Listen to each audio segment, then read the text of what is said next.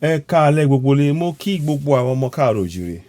Ẹ jọ ọ̀rọ̀ pàtàkì kan ni mo fẹ́ fi tó wa létí lálẹ́ yìí. Ọ̀rọ̀ yẹn ó já sí ọ̀rọ̀ pé orí ọ̀rọ̀ tí ó ń ní wá ní ara gangan. Àwọn wo gangan ló ń ní wá lára. Àwọn kan gbogbo púpọ̀ àánú àti rò pé ìdílé ni, àwọn abúlé ni, àwọn àgbà kan ni, àwọn èèyàn kan ní ìlú kan ni, ládùúgbò, àwọn ará àdúgbò ni. Kì í ṣe bẹ́ẹ̀. Kì í ṣe bẹ́ẹ̀ o. Àwọn tó ń ní wá lára gangan ni ìjọba wa. Ìjọba àpapọ̀ ló ń ní wá lára. Ẹ jẹ́ kí n ṣe fi eléyìí ṣe àpẹẹrẹ fún yín. Ṣé rí n tí ọ̀rọ̀ tó wà níbí báyìí? Wọ́n sọ ń sìn pé lọ́dún tó kọjá yìí pé àwọn ti rí àpẹẹrẹ pé ṣíṣe títì ó jẹ́ nǹkan tí ìjọba tí wọ́n bẹ̀rẹ̀ sí ní tẹjúmọ́ tí wọ́n dẹ̀ ń gbé tí wọ́n ń ṣe lóòótọ́ pé wọ́n ti rí pé ìjọba múra láti ṣe títì. Bẹ́ẹ̀ gbogbo àkókò mọ bí títì wa ṣe rí. Àmọ́ nǹkan tó ń ṣe sọ bẹ́ẹ̀ ni pé wọ́n ní pé nǹkan tí wọ́n máa fi ṣe títì yẹn ìjọba wọ́n gbé wọlé, wọ́n gbé 4 million tons wọ́n gbé wọlé ní ọdún tó kọjá yìí. N tí èmi fẹ́ fàyọ nínú ọ̀rọ̀ yẹn sìn ni pé ṣé rí 4 million tons yẹn tán gbé wọlé yẹn wọ́n rẹwà jẹ ni o. Ní kí ni ìdí ẹ̀? Ìdí ẹ̀ ni pé ṣé rí ẹ jẹ́ kí n wá màá dìídì wá kíní ìjáde fún yín. Mo fẹ́ fi kíní yìí hàn yín kó lè yé wa. Àwọn kan ti máa mọ̀ bọ́ mi ò fẹ́ dárúkọ púpọ̀ jù àwọn nǹkan kan. Mo ṣàfẹ́ kẹ́ mọ̀ pé bitumen yẹn ó wà nínú ilẹ̀ wa. Àwọn kan lè mọ ibi tó wà gangan bọ́ mi ò fẹ́ dárúkọ ibi tó wà. Mo kàn fẹ́ kó yé wa ni pé ìjọba ló ń rẹwà jẹ o. Ìyẹn ó gbọ́dọ̀ yé gbogbo wa lápapọ̀. Ìjọba ló ń rẹwà jẹ. Ẹ jẹ́ kí n fi ẹ jẹ́ kí n wá bẹ́ẹ̀ náà. Mo ń bọ̀.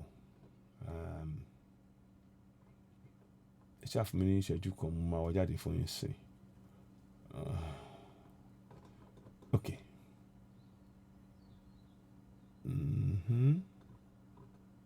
Okay, tí n bá lè rí kò ṣe nǹkan kan màá gbé jáde màá fi hàn yín. Màá jẹ́ kí màá gbé jáde lórí ètò nígbà míì màá fi hàn yín. N tí ó ṣe pàtàkì jù lọ tí mo fẹ́ kẹ́ mọ̀ ni pé bitumen yẹn a ní ní ilẹ̀ wa ìlú mẹ́ta láti gbé ní Ondo, Ogun, Èkó. A ní 42 million tons tó pọ̀ jù. Òun ni èkejì tó pọ̀ jù ní gbogbo àgbáyé.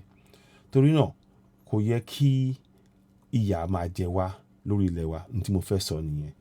Ó yẹ kó jẹ́ pé àwa la máa ìyẹn ó tó kí ìjọba pèsè iṣẹ́.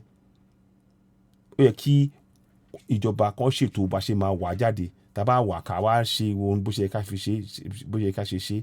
Àwa lò sí títì wa. Tá bá lò gbogbo kò yẹ kí títì kankan kó jẹ́ títì tó rí bàṣàbàṣà nílẹ̀ wa. Kò yẹ kó jẹ́ bẹ́ẹ̀. Àmọ́ ìjọba gbẹ́sẹ̀ lé wọn ò jẹ́ ká wà jáde ká dẹ̀ lò. Tá bá tún wá lò tán púpọ̀ tó kù àtúntà fún gbogbo àgbáyé torí lọ́wọ́lọ́wọ́ bá ṣe ń sọ̀rọ̀ báyìí ní gbogbo àgbáyé wọ́n nílò bitumen yẹn láti fi títì wọn. Lẹ́yìn COVID tó wáyé yìí àwọn oríṣiríṣi ìlú wọn ò ráyè ṣe títì wọn. Àsìkò yìí àwa lè tá bá fọ̀ tá bá tún ṣe dáadáa lẹ́yìn tá bá ti parí títì tàwa àwa á tà fáwọn tó kù gbogbo àgbáyé. Ìyẹn á pèsè iṣẹ́ fáwọn èèyàn wa. Àmọ́ rárá o kí ni ìjọba wa ń ṣe kàkà kí wọ́n ṣe tọ̀dọ̀ wa kó lè pèsè iṣẹ́ fáwọn èèyàn. Ṣé ni ìjọba wa ṣe lọ́nà ń rà wọlé o. Ìjọba tán sọ fún yín pé kẹ́ gbàgbọ́ nínú wọn Nàìjíríà yín nìyẹn o. Wọn ò pèsè iṣẹ́ fún yín o. Ara àpẹẹrẹ ń tà ń sọ rèé o. Ìjọba tó yẹ kó pèsè iṣẹ́ pẹ̀lú nǹkan àlùmọ́nì ilẹ̀ wa pé ká lò ká fọ̀ ká fi ṣe títì wa kí gbogbo títì ní gbogbo ilẹ̀ yẹn kó dán mọ́rán. Èyí tó dẹ̀ púpọ̀ tó kù àtúntà ó dẹ̀ sì tún máa ṣẹ́kù nínú ẹ̀. Àmọ́ rárá o. Ṣé ni ìjọba wa lọ́dọọdún wọ́n ra 4 million tons. Wọ́n ná about $700,000 lọ́dọọdún láti máa fi ra bitumen táwa nílẹ̀ wa. Ẹ rí pé ìyà ló fi ń jẹ wá. Àpẹẹrẹ nìyẹn o. Ìyẹn náà ìyẹn bẹ́ẹ̀. Epo bákan náà. Ẹ yẹ ká ní rìfánìrì ní ọlọ́dọ̀ wa tó máa fọ epo wa fún wa. Tá bá ṣe ń wà jáde á fọ̀. Ìyẹn á jẹ́ pé tá bá ṣe ń fọ̀ yẹn àwọn tó máa lọ rà ní petrol station kò ní wọ́n rárá torí ọ̀dọ̀ wa la ti ń ṣe. Àmọ́ gbogbo owó tó máa fi gbé lọ gbé bọ̀ wọ́n lọ rà láti Netherlands ní Europe. Wọ́n dẹ̀ ń gba iṣẹ́ lọ́wọ́ wa ni. Wọ́n ń gba ìjẹ lẹ́nu àwọn ọmọ tiwa ni. Wọ́n ṣe ń gbé iṣẹ́ wa lọ síta fáwọn èèyàn kan máa ṣe. Wọ́n ń gba ìjẹ lẹ́nu wa ni. Bẹ́ẹ̀ wọ́n dẹ̀ ń sọ fún wa pé ká gbàgbọ́ nínú wọn Nàìjíríà. Ẹ rí pé ìrẹ́jẹ ni kìíní. Ìyẹn mo fẹ́ fi tó wa mo kàn ní ká fi ìyẹn tó wa létí. ká lè sọ́ra wa jí ara nǹkan tí a ṣe fẹ́ gba òmìnira òun ni àpẹẹrẹ tí a gbé kalẹ̀ yìí. Ẹ jọ̀ọ́ bẹ́ẹ̀ bá ṣe ń rí ètò yìí ẹ bá wa máa pín. Ẹ ṣeun ní sọ jù báyìí lọ àtúmọ̀ àrí yín bá ó dìgbà kan náà ó dúwà gbé wa o àṣẹ wa ẹ ṣeun ó dìgbà kan náà.